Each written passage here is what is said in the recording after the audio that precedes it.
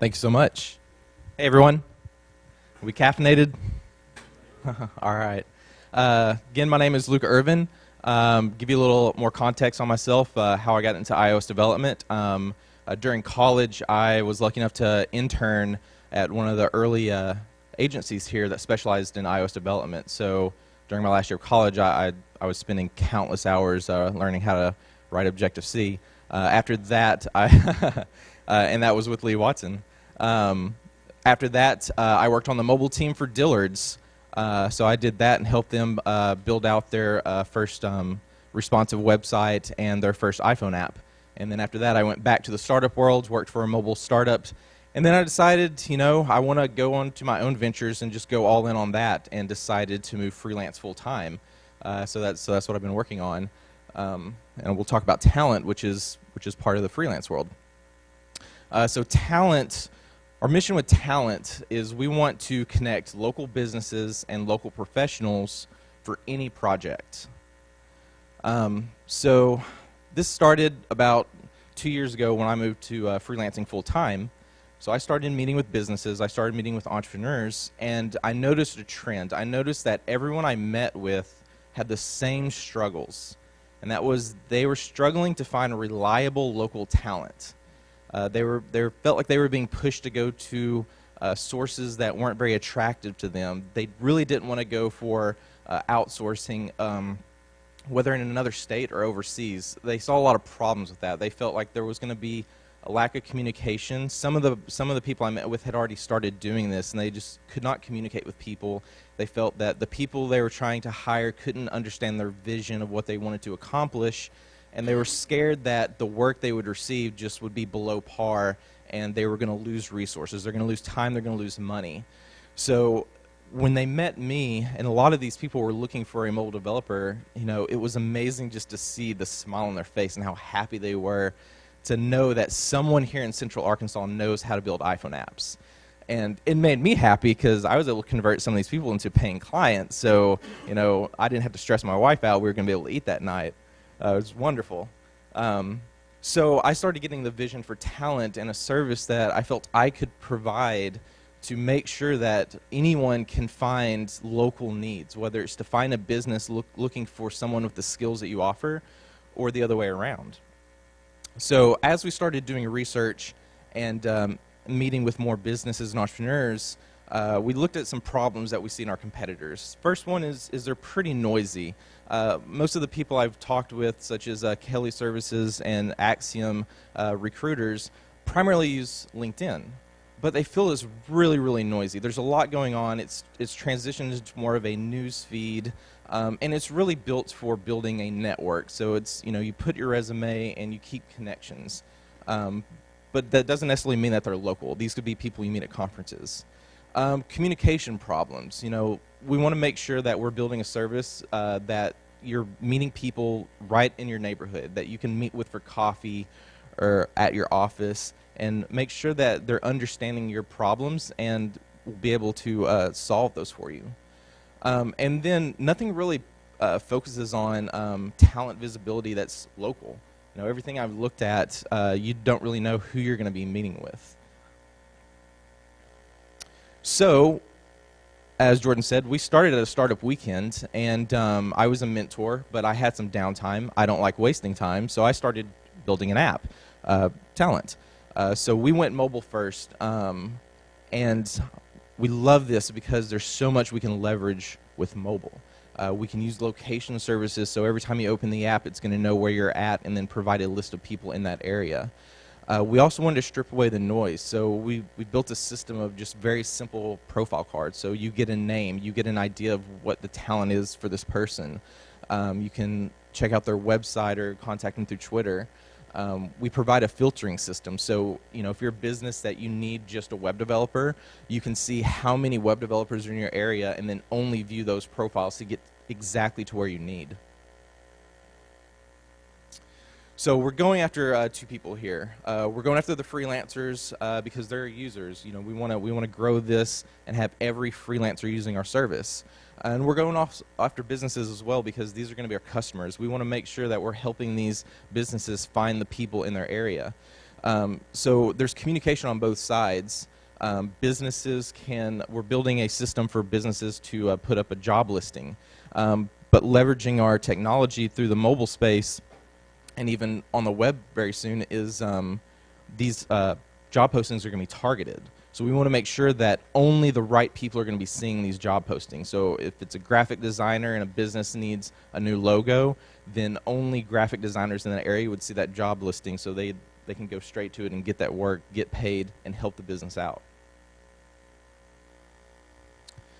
So going into the market a little bit, this is pretty incredible. Right now, freelancers take up about 1/3 of the U.S. labor force. It's expected by 2020 that's going to be over half.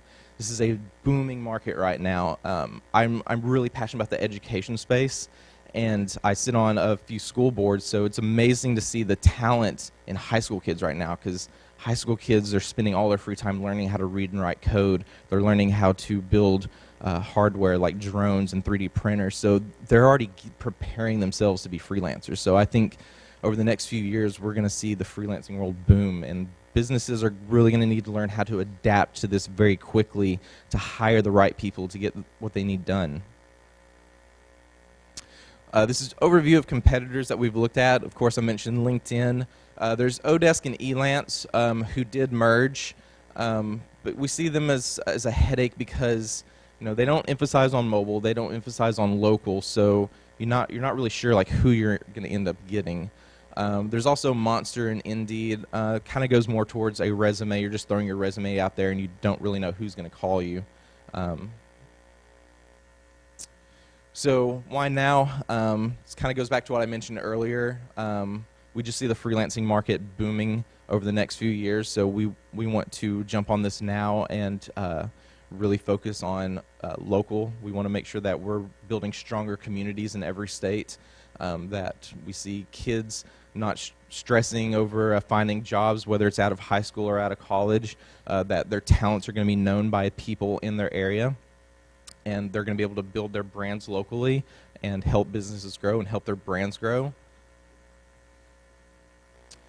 This is the team. So I primarily head over development. Brandy and Laura, I met them at the Northwest Arkansas Startup Weekend. So when I went there at the Startup Weekend, we were actually working on two different ideas. I was working on Talentt, they were working on something else. Last minute they pivoted, which really worked very well with mine, so we decided to merge. So Randy has a master's in communication, so she's amazing at helping us work with marketing and reaching out for any kind of PR. Laura's our visual designer, but she's also amazing at storytelling, communicating, social media. So we've been working really hard on this. And we have an intern right now, so we're hoping to get in the Android market pretty soon. Where I'm at right now is I'm actually working on Talentt 2.0. So we're going to work on launching a very big release, hopefully before December. So if anyone's interested in being beta testers, of course you can download the app now. It is free in the iPhone App Store. But if you want to beta test the new product, I'd love to talk with you. So that is Talentt, and thank you guys so much. Appreciate it. And check it out. It's in the App Store. All right, Luke, if you don't mind transitioning over here. Sure.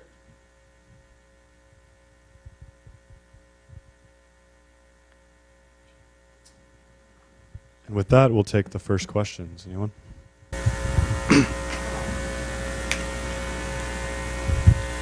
Hey, Luke. Ryan Gannay again with Magna4. How's it going? So between businesses and users, as in freelancers, what has been more difficult to get to sign on board? And why? In a way, it's somewhat equal. And that's probably been because there's not enough time in the day, right? Freelancers, especially local, we've got a lot of support. So getting local freelancers has not been an issue. We've had a lot of support. We have a lot of people helping us brand this. But the businesses may be a little bit harder because we're still meeting with businesses and learning. because we want to make sure this product is perfect. We want to make sure that we're giving them exactly what they want. And we were fortunate early on, we met with HR, recruiters with Axiom, and we showed them what we're doing, and they instantly loved it. And they were ready for it like that day, but we want to make sure we're getting this polished and meeting with not really competitors, but every business that's going to have a kind of staffing need to make sure we're going to get it perfect. We're trying to, yeah. Zachary Neal, Gravity Realty. What's your revenue model for Talentt? Sure. So that's part of what we're working on with our next big launch. So we are going to offer different options for businesses for posting their job listings. So we want to make it as affordable as possible. So they know they're going to have recurring needs every month, and they can pay a monthly subscription to get those listings out targeted to the right people. Or if it's an agency that, maybe throughout the year they'll have things that they need done, they could just pay it one time. But as we scale, we are looking into other models for the users to become customers, because eventually we're going to see competition. Once there's more freelancers and you're going to have 50 graphic designers battling for the same kind of job, there's going to have to be a way to leverage that to make them get it faster, whether it's paying for any kind of a credit or token system or something similar. Eric Caldwell with WebJive. Do you see your primary target being the, big corporations, or are you really trying to head into the SMB market to try and meet that need there with all these freelancers? Trying to figure out where you think your footprint's going to start out at. Sure. We feel like right now we're looking to meet with as many businesses or startups that have been around for a few years. They're definitely not struggling. Maybe they have a small staff. But they're at a point where they have very specific needs where is it justifiable to bring on someone full-time, or could they find a freelancer to contract out for a month, 2 months, etc., to get that project done. So, maybe a business that's been around for 5 years, they're 6 figures, 6 to 7 figures, maybe a staff size of 15 or so. And I think larger businesses as well. Unfortunately, you may see a lot of turnover rate. We're not sure. We're still learning this process, but through my experience, because I've worked for both the corporate world and the startup world, I've seen both sides of things. I know how I have experience of seeing how a turnover rate is.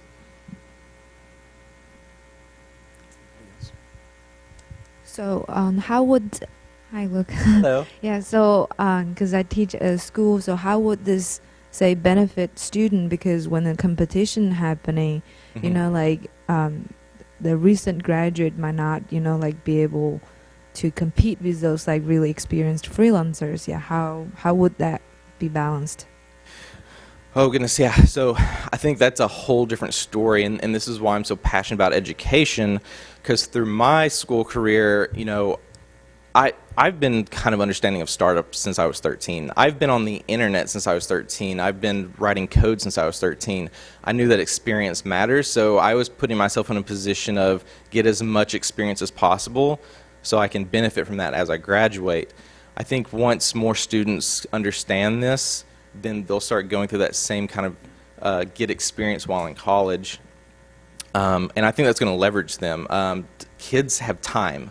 What we need to do is figure out how we can continue to storytell through Talentt, and let our users know that you have all the time in the world, and especially if you're young, utilize that time. Don't waste it. Start learning. Figure out what it is you want to do. Learn it, because you can easily put yourself in a position to beat out your competitors, whether you're in high school, in college, or just graduating. Hi, Luke. Chanchala. I have a question regarding your presentation. You talked about noisy being one of the constraints that the present solutions have. So does Talentt have a system in place where you're going to vet either the freelancers or the businesses, whether it is performance of work or pay systems, to kind of ensure quality so that I know what I'm signing up for? Mm-hmm. So you mean like a business could rate or review the freelancer they hired? Of course, yeah, we have definitely thought about that. We could see that as a great way of leveraging credibility. And and I love competition, right? I think about this a lot. Is because I'm hungry, right? In the freelancing world, if I can get as many app development projects, I would love to get that kind of reviews to, put myself on top of the list. But yeah, we're considering that. Any last questions? Yep. Max Sprinkle with the Sprinkle Firm and clerk up. with the review system, piggybacking off the question about students, how would you deal with students getting bad reviews before they're kind of fully developed, and then that kind of carrying over and kind of haunting them when they become a little more experienced, having those bad reviews on the site?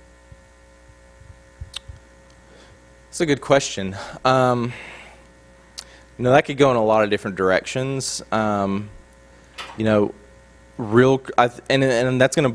Oh, man, that's tough, because I think it's the students that understand if they're real creatives, if they're real entrepreneurs. They're gonna feed off of that. They kind of want that, and people love stories, right? And especially if they're looking at someone that's been using our service for months to a year, being able to see that story of like where they started, going from someone, maybe a business says, they did really great at this, but they're really poor at this. But if they're able to like feed off of that and get better and better and better, I think that's going to leverage them in the long run. But I'm all for negative. I think the negative things are the best, because it lets you understand where you screwed up. You can admit that you're wrong, and then you do it right, and then the next one. So if you can go from a 2-star review to a 5-star review, then do that. And I think in the long run that could leverage them. All right, we have time for one more question if anyone has one.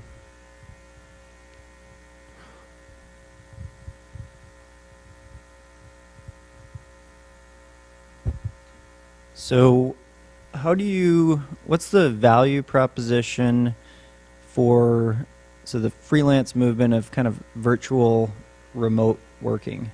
Mm-hmm. What's the value proposition from your play is sort of locally focused. Mm-hmm. So, how do you sort of combat that movement of really offices are not as needed as they were maybe 10 years ago? So in a sense of like a traveling freelancer?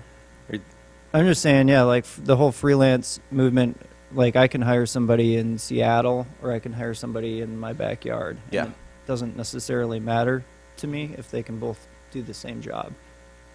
So I'm just wondering what your play is on focusing on local. Yeah. A lot of that just, so initially a lot of it just came from early meetings. As I was kind of getting into freelancing full time, is everyone I met with, they seem to all want local. And I think a lot of that goes in just to, they want to, most of the people I've worked with, they want to put Arkansas on the map, and they want to build Arkansas companies. So they want everyone, they would love for everyone on the team, even if they're a freelancer, to be from Arkansas to leverage that. And I need to put in the work to see if other states feel the same way. But yeah, we put a lot of thought into, we have put thought into that, to how is this going to work in that sense, because for certain things I think the same way. But I'm also looking into the near future, as more students are going to graduate, more students are already learning how to do the things that I do and that my friends do. I just see local as being a big thing, but I do need to validate that more. Awesome. Well, like we do every single week, what is the one thing that we can do for Talentt as a community to leave with today and help you grow? Definitely. So I love people. So if you know someone within a business that is maybe looking for kind of a new solution to solving problems for things that they need to be built, I'd love to meet them. Awesome. We'll give it up for Luke.